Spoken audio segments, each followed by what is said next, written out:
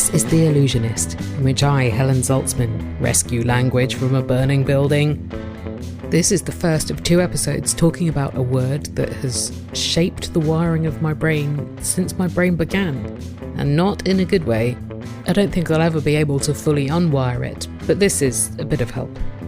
Content note: this episode contains discussions of body size, body image, weight, fat, and anti-fatness.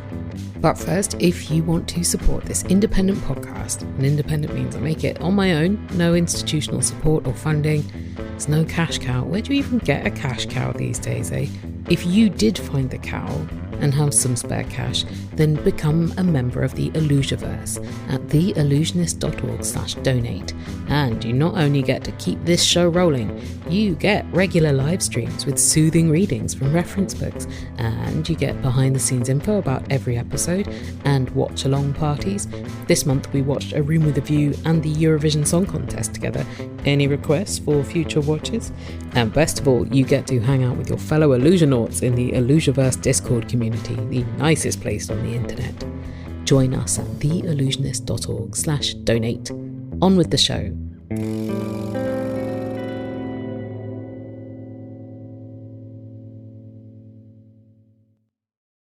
There was one day, my job was to bring in like a little sweet treat on people's birthdays. And there was one person who loved donuts the most.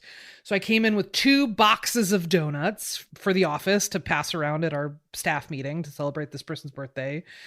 And I walked into the office and one of my coworkers looked at me and said, "Oh, are those for you or to share?" And I was like, this is like 2 baker's dozens. This is 26 donuts. Somewhere in this person's mind is just me tucking a napkin into my collar with a fork and knife and just going to town on 26 donuts for like one meal. And then being like, okay, what's for lunch? Yeah, totally. Gotta get Beachbody ready. Yeah, exactly. Boy, oh boy.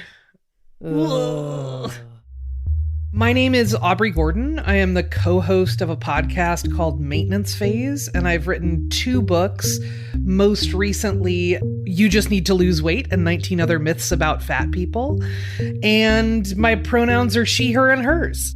Maintenance Phase is Aubrey's podcast with Michael Hobbs, where they debunk junk science behind health and wellness fads and help us understand the perniciousness of diet culture and anti-fatness, which infiltrates and affects people of all sizes.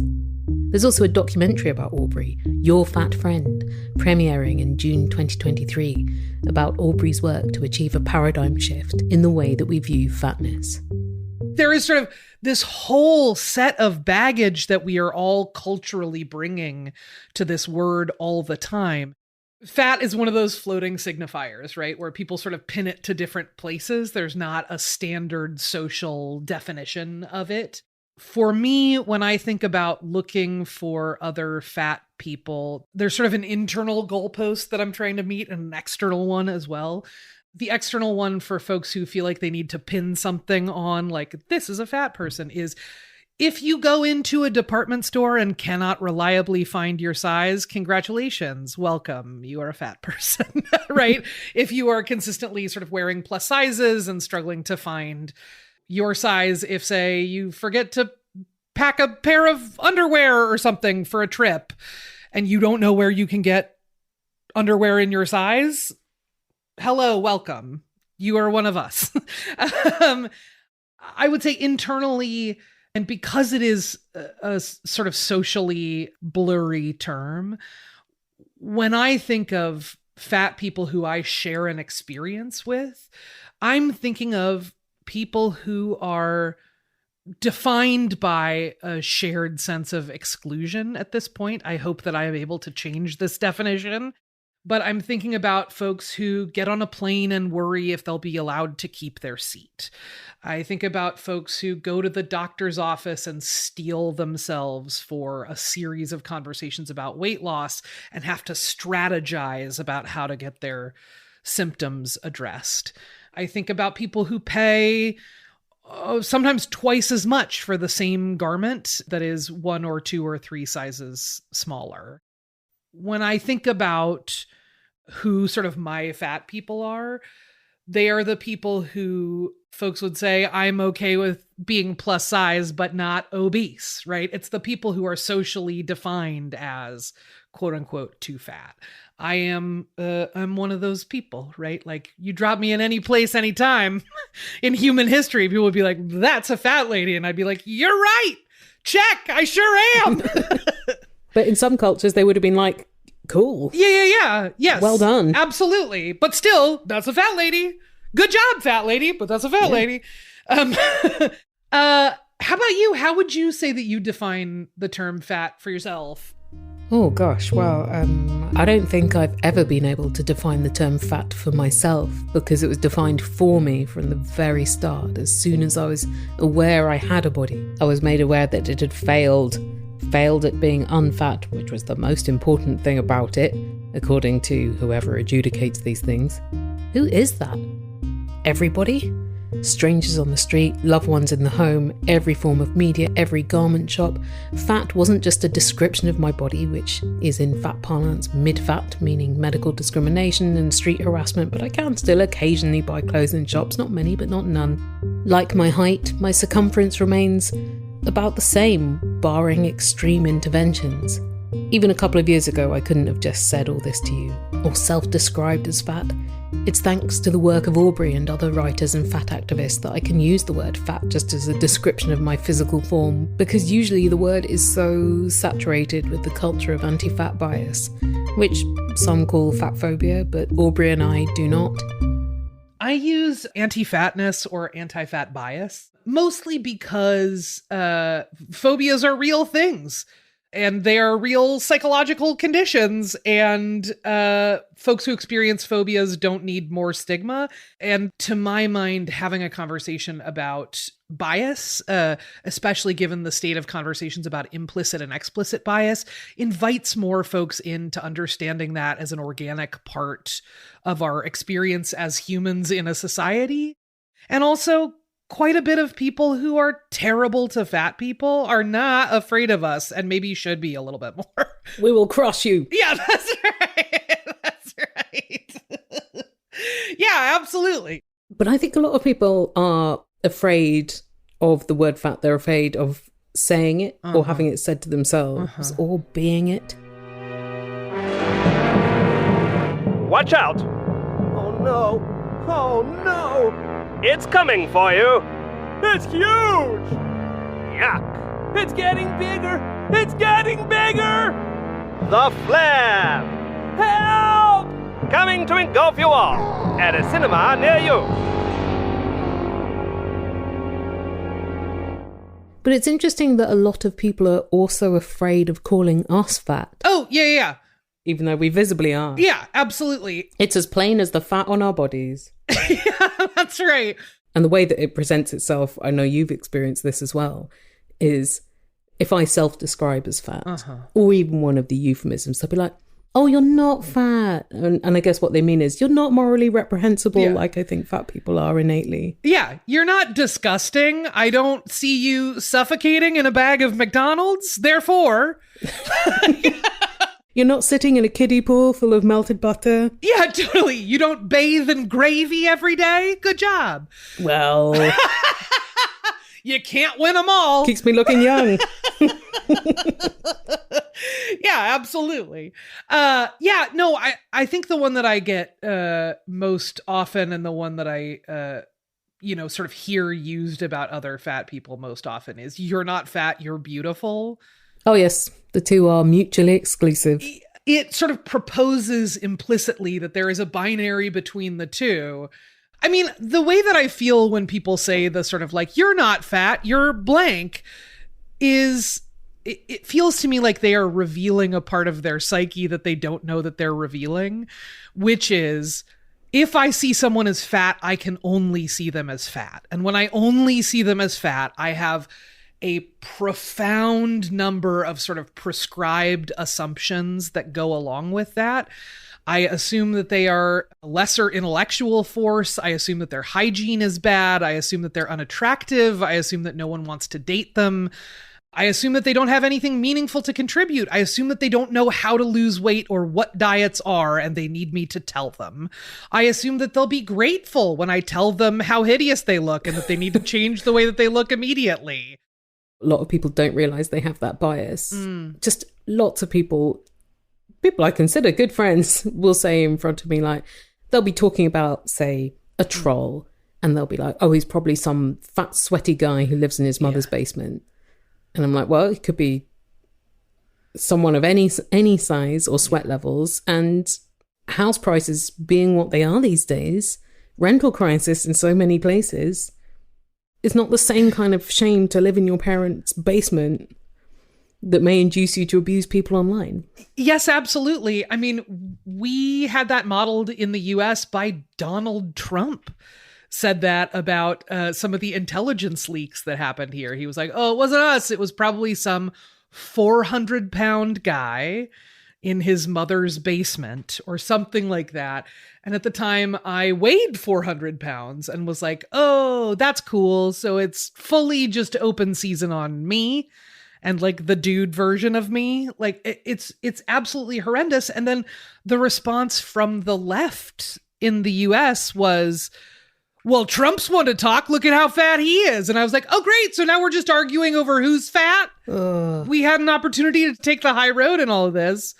And instead we opted for things like, for weeks, there was a trending hashtag on Twitter in the United States about Mar-a-Lago, Trump's resort in Florida. And the hashtag mostly from folks on the left was Mar-a-Lardass. You can do all the terrible political things Trump has done and all the terrible other things he's done, but his body is the worst of his crimes. Cool. Yeah, where you're just like, oh, so no one cares. Even the people whose position is we care don't care about fat people. It's a real bitter pill to swallow, to realize that there's just not any sort of natural allies to rely on in a struggle like this. When the word fat is used so much as an insult, it doesn't show people how to use it in a neutral way, so they end up using other terms to try to say what they're trying not to say. The words that always bothered me considerably more than fat are the many, many, many euphemisms that people who aren't fat come up with to supplant fat. Curvy, my chins are. Totally. I'm like, I have one curve, guys. I'm like, just like an egg shape. Like, what are we doing here? Not curvy. Also, like, curvy is a body type and should be able to be a body type, and I don't have it. Fluffy. Oh, God. Fluffy. Boy, oh, boy. Fluffy is. It's terrible. It's terrible. That's my dog. You're talking about my dog. He's very fluffy. I, as a human being, am not. Well, it's a compliment for the dog. Totally. I was very interested when I looked up where the euphemism husky originated from. Oh. Because I thought that's such a weird one as well. Is it because we fatties, our bodies, there's so much more resonance of our voices? Or no, it was like a euphemism for plus size boys' clothes. Yeah.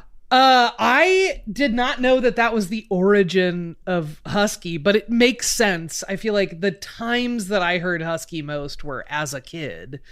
There was a brand in the US, it might still be around, I don't know, called Garanimals, and it was like fat kid clothes. And it was like, you don't want to be seen in the fat kid clothes because then everybody knows you're a fat kid who's wearing the fat kid clothes, right? It's remarkable to me how much of our anti-fat stuff starts by targeting kids. An example from the 1970s, Sears was marketing its fat kid clothes as chubby-sized. A print ad touts their fashionable chubby sizes. Well, chubby isn't a euphemism. Or is it better or worse than the euphemisms?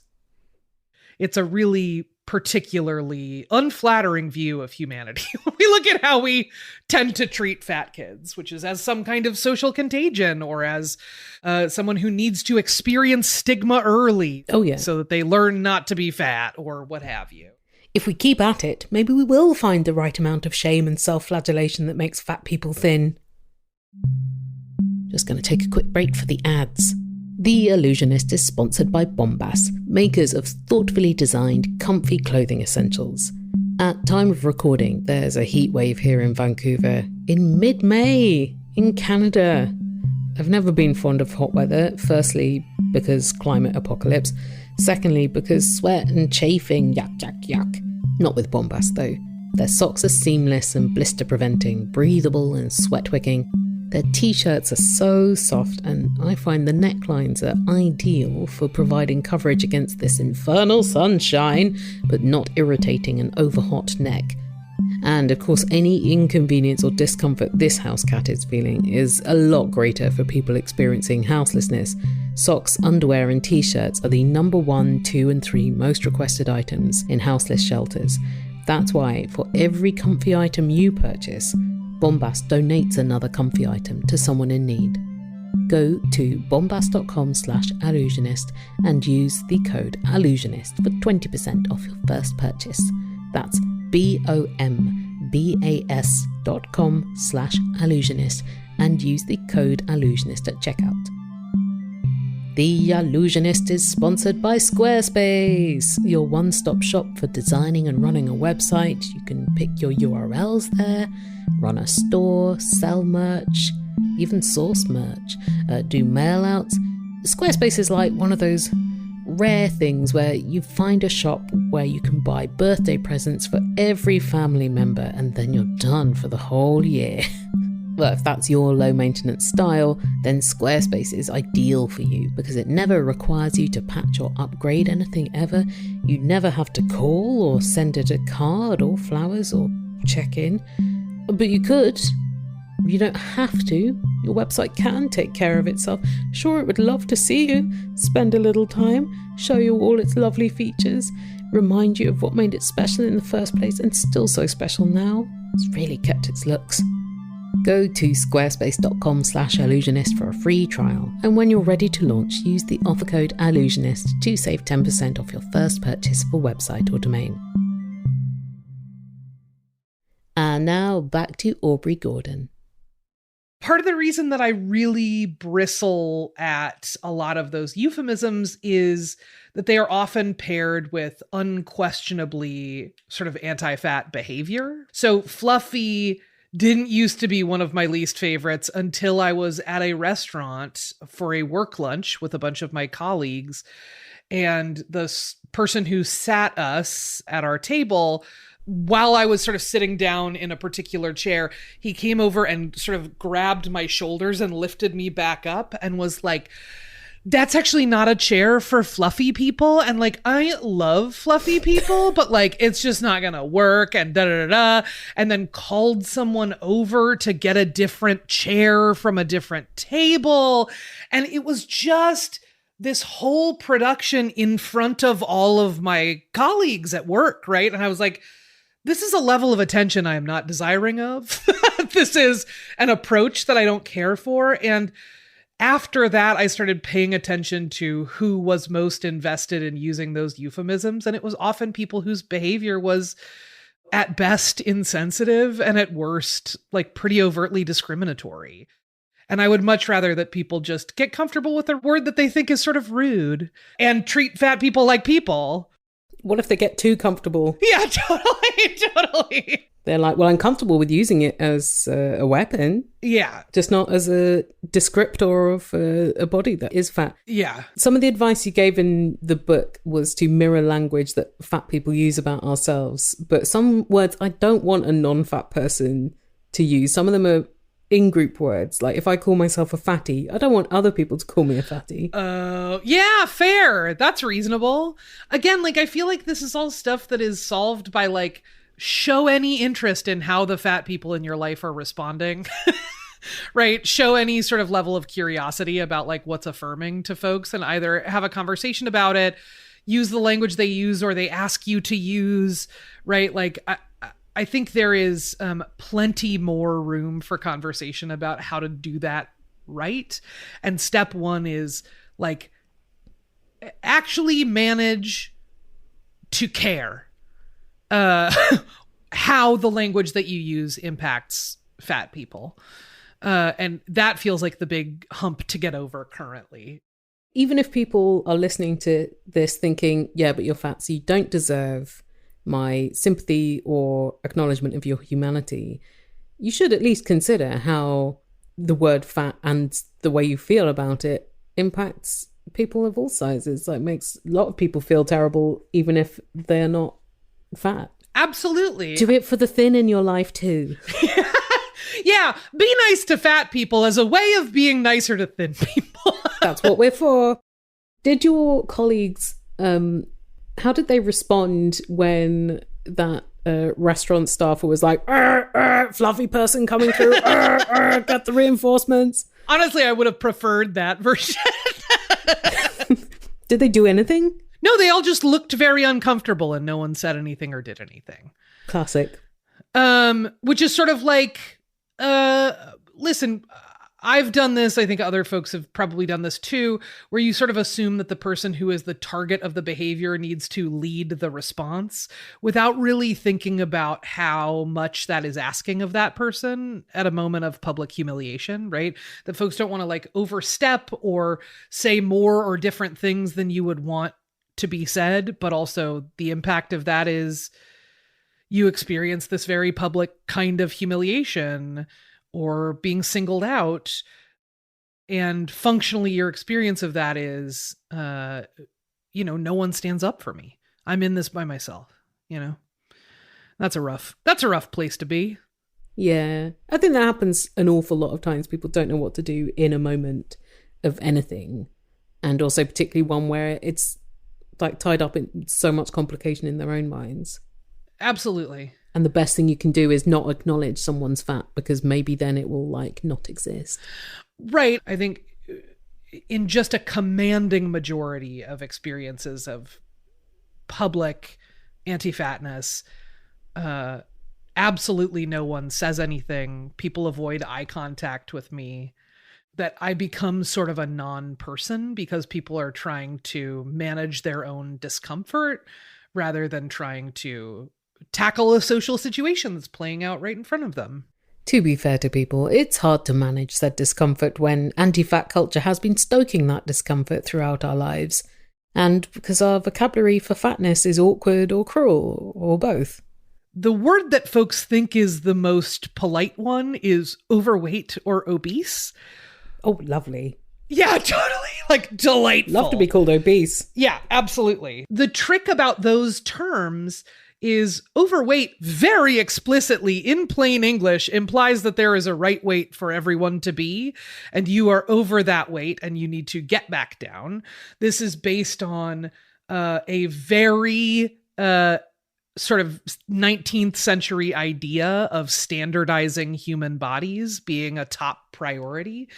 The other one is obese, which folks say, it's a medical term, so it can't be insulting. First of all, plenty of slurs were medical terms, right? Like, oh yeah, a great plenty. Like, many of our slurs for developmentally disabled people come straight out of medicine. Medicine is not neutral. How do people not know that? No, it's really wild. And I think it's worth knowing that obese as a term, etymologically, just comes straight from the Latin for eating oneself fat or having eaten oneself fat. And we used it long before it was used medically in the same way that we use it now, which is I'm okay with people being fat, but not obese, which is not a medical designation. That's a social line that people are drawing of like, these are the bodies that I think are now unacceptable. Fat might be okay, but obese, absolutely not. In the late 1990s, lots of people became obese overnight when an organisation calling itself the International Obesity Task Force recommended that the World Health Organization expand its definition of obese to include people whose weight was not hitherto considered obese, even though researchers recommended the opposite, that the range of healthy weights should actually be bigger. Despite that, the WHO went with the task force rather than the researchers. Who's in the task force, you cry? Why, it was primarily directors of weight loss clinics, and the bulk of the funding came from manufacturers of weight loss drugs, who now had a much bigger market to sell them to. A solution manufactured a problem. In Old English, they translated obese as overfat, Oh, great. which for Good. some reason I kind of prefer. Yeah, I would love to be called overfat. It's that suit that we put over ourselves. Listen, I have been targeted by any number of trolls from any number of anti-fat sort of message boards and 4chans and whatevers from around the internet. And there are things that they come up with that they think are insults and I think just sound kind of bitchin' and great. My favorite was repeatedly being called a ham planet. Oh, take us to there. Right? A whole planet of ham? Sign me up. Ham planet. Right? Wow, that's majestic. Yeah. Land whale is another one where I'm like, that just sounds great. That just sounds great to me. Yeah, whales great. Also, if whales weren't fat, they would be dead. Yeah, correct. And then where would you get your perfume from? You know? Surprisingly, though, a few of the less flattering seeming euphemisms have pretty nice etymologies. Stocky, for example, was a strong and sturdily growing plant. So I looked up portly, which meant stately and dignified and of noble appearance and bearing. I love this. Okay. And then stout, which I've never really heard used in a complimentary way, but it meant proud, valiant and strong. These are both great. I wouldn't mind being those things. This is great. Yeah, I'm going to reclaim stout. Stout is great. Are you a tall person or a short person? I'm a tall person. Short, I'm like 5'3". Oh, God bless. So short and stout, like the rhyme. Totally go for stout. If that is an affirming one Thank for you. you, thumbs up. I will absolutely go for portly. Oh yeah, treat yourself. Treat yourself. Just a portly little ham planet over here.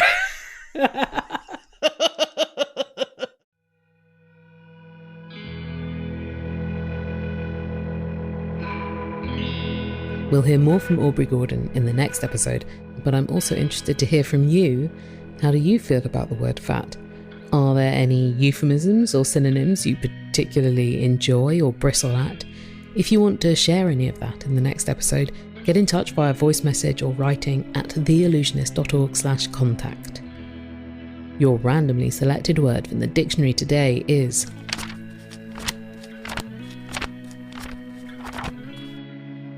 figurant, noun, a supernumerary actor who has little or nothing to say.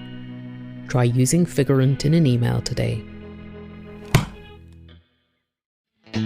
This episode was produced by me, Helen Zaltzman. The original music is by Martin Austwick of palebirdmusic.com.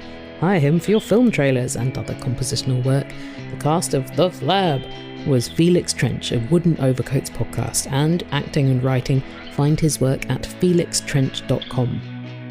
And you heard from Aubrey Gordon, who co-hosts the podcast Maintenance Phase and writes her new book is You Just Need to Lose Weight and 19 Other Myths About Fat People, and the documentary about her, Your Fat Friend, premieres in June 2023 at Tribeca Festival and Sheffield Docfest. Find Aubrey via yourfatfriend.com and maintenancephase.com. Our ad partner is Multitude. If you have a product or thing about which you'd like me to talk, sponsor the show. Contact Multitude at multitude.production/ads. Seek out Allusionist Show on YouTube, Instagram, Facebook and Twitter, and you can hear or read every episode, find links to more information about the topics and people therein, donate to the show and become a member of the Illusiverse, see the full dictionary entries for the randomly selected words, and browse a lexicon of every word covered in the podcast, all at the show's forever home, theillusionist.org.